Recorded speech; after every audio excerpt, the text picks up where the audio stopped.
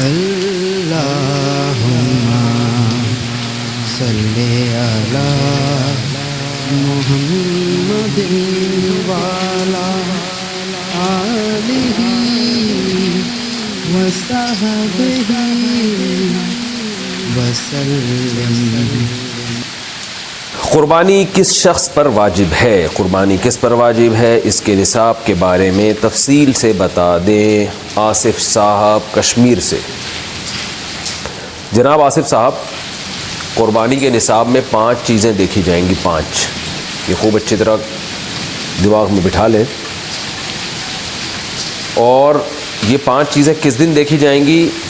بقرعید کی صبح صادق، یعنی 10 ذی الحجہ کی صبح صادق سے لے کر 12 ذی الحجہ کے غروب آفتاب، یعنی یہ جو 3 دن ہے نا قربانی کے، 10، 11، 12، ان 3 دنوں میں کوئی شخص صاحب نصاب ہو تو اس پر قربانی واجب ہے۔ صاحب نصاب کا مطلب کیا ہے یہاں پر قربانی پر خوب سمجھ لیں۔ سونا ہو کسی کے پاس، یا چاندی ہو، یا مال تجارت ہو۔ تجارتی مال کا مطلب وہ چیز جو بیچنے کی نیت سے خریدی ہو، کوئی پراپرٹی ہے بیچنے کے لیے خریدی، دکاندار کا جو جتنا سامان دکان میں پڑا ہوتا ہے سب بیچنے کے لیے خریدا ہوتا ہے، کوئی کپڑا آپ نے خریدا تھا، خریدتے ہوئے بیچنے کی نیت تھی، تو یہ تجارتی مال کہلاتا ہے۔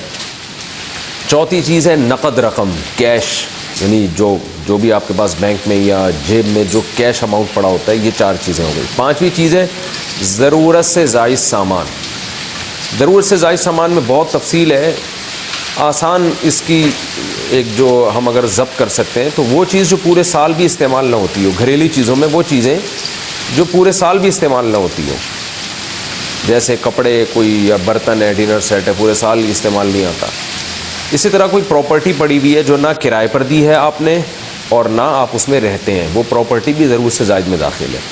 تو یہ جو 5 چیزیں ہیں، کسی کے پاس یہ 5 چیزیں، ان کی جو ویلیو لگائی جائے گی تو ان 5 چیزوں کا مجموعہ اگر 52.5 تولہ چاندی کے برابر ہے، 52.5 تولہ چاندی آج کل 65-70 ہزار کے لگ بھگ ہے، نیٹ پہ سرچ کر لیے گا، تو کسی کے پاس یہ 5 چیزیں، یا 5 میں سے 4 چیزیں، یا 4 میں سے 3 چیزیں، یا 3 میں سے 2 چیزیں، یا کوئی ایک چیز 52.5 تولہ چاندی کے برابر ہے، اور یہ بقرعید کی صبح صادق سے لے کر ذی الحجہ کی 12 تاریخ کی غروب آفتاب سے پہلے تک رہتی ہے اس کے پاس، تو ایسے شخص پر، یعنی بقرعید کی صبح صادق کے وقت اس کے پاس یہ نصاب موجود تھا، اور یہ 13 تاریخ کی ذی الحجہ تک اس کے پاس یہ نصاب موجود رہتا ہے، تو وہ صاحب نصاب کہلائے گا۔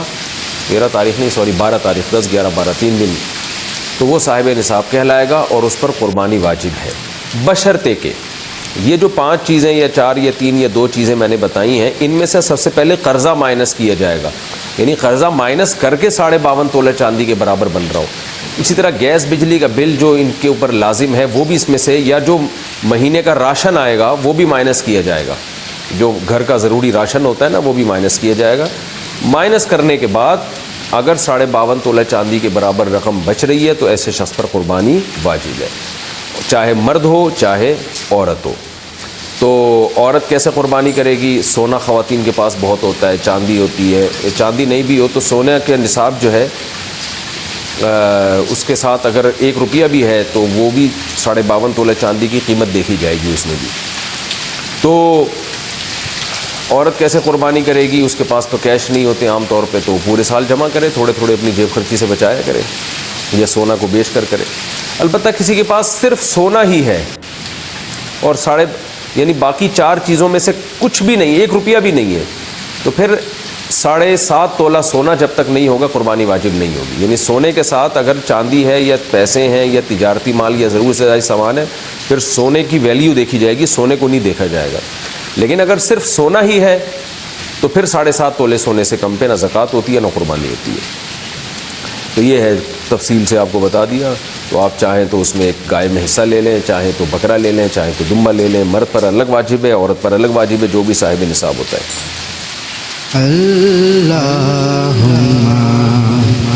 صلی علی محمد وعلی آلہ وصحبہ